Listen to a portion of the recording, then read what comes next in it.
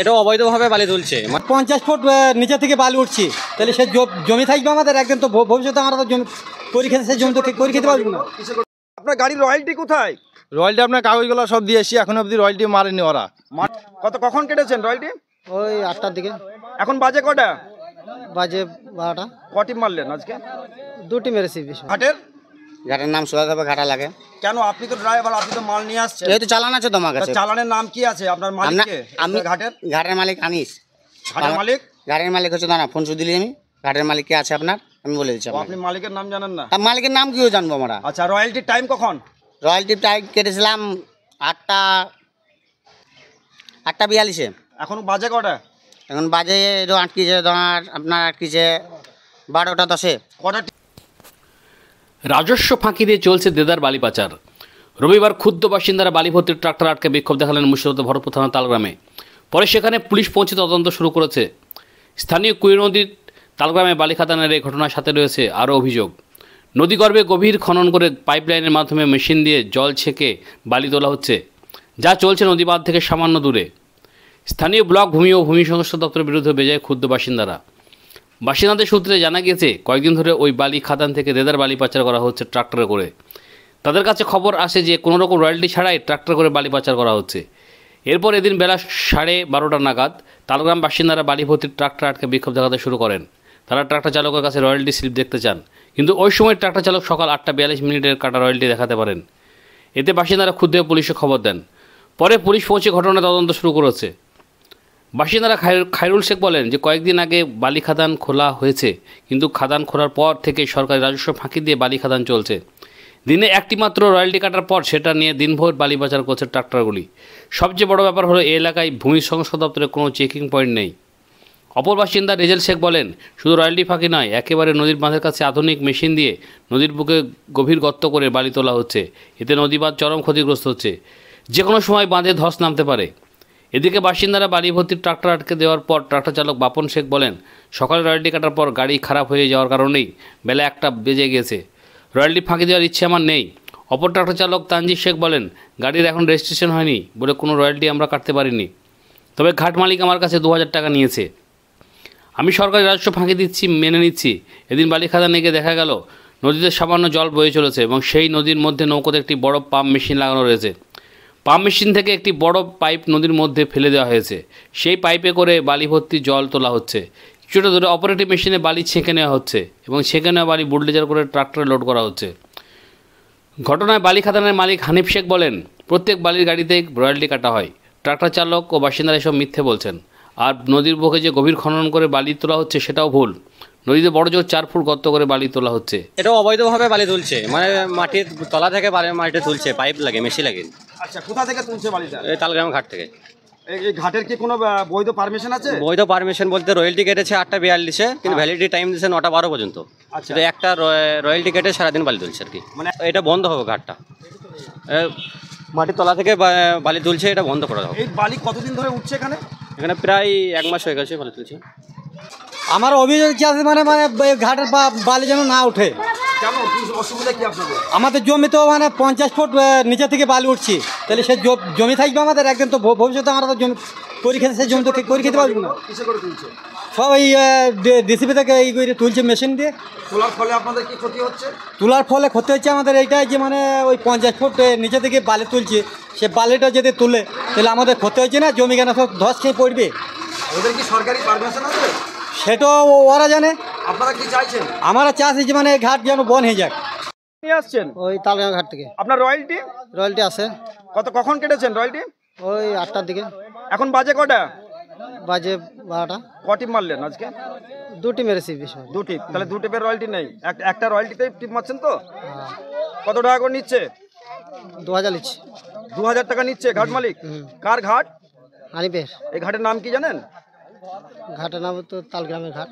তালগ্রাম। হ্যাঁ। মানে আপনার এই যে ওভারলোড, এই ওভারলোডটা কেন?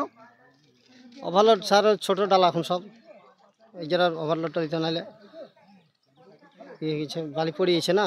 আপনি জানেন যে একটা রয়্যালটির কতক্ষণ টাইম? হ্যাঁ জানি। তাহলে আপনি বিনা রয়্যালটি গাড়ি নিয়ে যাচ্ছেন লোড করে, এটা কি ঠিক করছেন? দুটো টিম বেশি মারেনি। রয়্যালটি আপনার কাগজগুলো সব দিয়ে এসছি, এখন অবধি রয়্যালটি মারেনি ওরা। মারলে আমাকে পাঠিয়ে তাহলে দিবে। গাড়িটা আপনি লোড করে কিভাবে নিয়ে আসছেন? এই প্রথমেই লোড করলাম, এখন অবধি যায়নি, উঠিনি। আপনি কোনো রয়্যালটি দেখাতে পারছেন না এখন, তাই তো? একটা রয়্যালটি দেখাবো আপনার। একটা রয়্যালটি দেখাতে, তাহলে সেই ওই রয়্যালটিটা কিভাবে হলো? ওইটা আপনার এই গাড়ি রয়্যালটি না, ওরা ভুলে এটা পাঠিয়ে দিয়েছে, এই নাম্বারটা না। কে ভুল করেছে? ওরাই ভুল করেছে। তাহলে বিনা রয়্যালটিতে আপনি তো গাড়ি পাচ্ছেন, এটা কি ঠিক করছেন? না, এক টিপি আপনার গিয়েছিলাম, আর যায়নি। এক টিপি করুন আর 2 টিপি করুন। এটা কি আপনি গভর্নমেন্ট ফাঁকি দিচ্ছেন না? অবশ্যই ফাঁকি দিচ্ছি। আগামী দিনে কি আবার এরকম করে বালি বয়? না না না, কোনোদিন কেই হবে না। কি নাম আপনার? তানজির শেখ। কোথায় বাড়ি? বিনোদিয়া। আপনার ট্র্যাক্টর কার? ট্র্যাক্টর আমার নিজেরই। আচ্ছা, এই বালিঘাটটা কার? আর এই যে বালিঘাটটা আপনার জানি না, হানিফ নামে একজন নাকি ঘাটটা চালাচ্ছে। আচ্ছা, আর এই যে ওভারলোড বালি কি এইভাবে নিয়ে যাওয়ার নিয়ম আছে?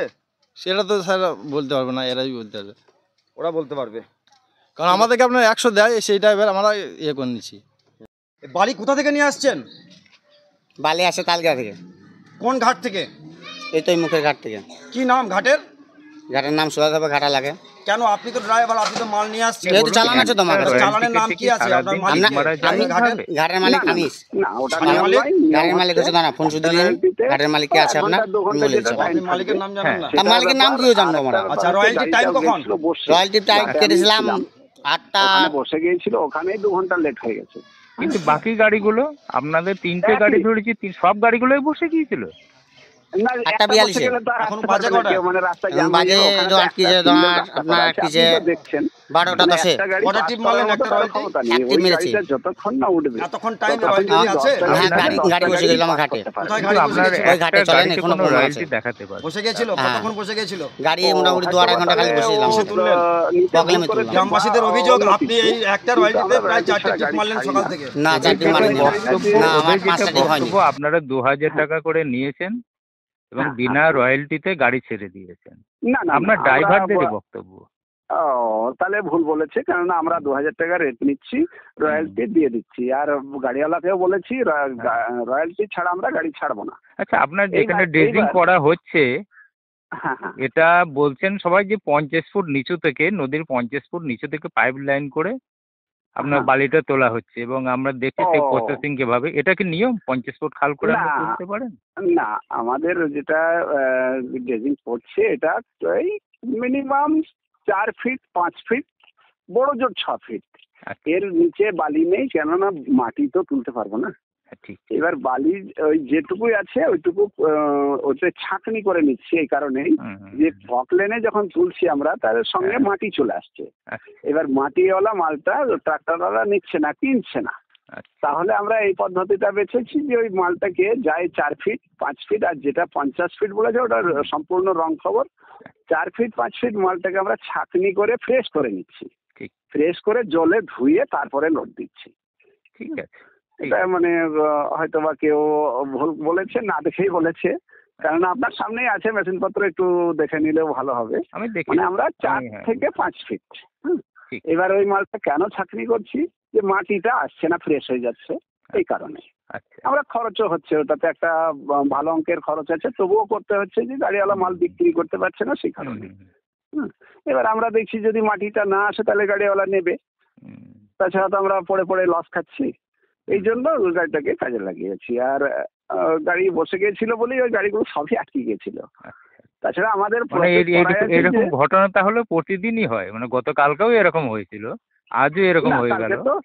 কালকে তো গাড়ি নামেনি, কালকে একটা গাড়ি নেমেছিল। কাল আজকে থেকে শুরু হয়েছে। কালকে একটা গাড়ি নেমেছিল, ও 2বার গেছে, রয়্যালটি নিয়ে গেছে। আর আজকে যেটা হয়েছে এটাই বসে গিয়েছিল বলেই কারণে।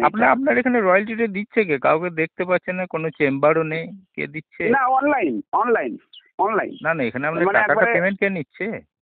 টাকা ওই আমাদের লেবার আছে, ম্যানেজার আছে, তেল আনতে গেছে ম্যানেজার। তেল আনতে গেছে, তাই তো? তেল আনতে গেছে, পাম্পে চলে গেছে। ঠিক আছে, ঠিক আছে। আর আমি এই মাত্র বেরিয়ে এলাম দাদা।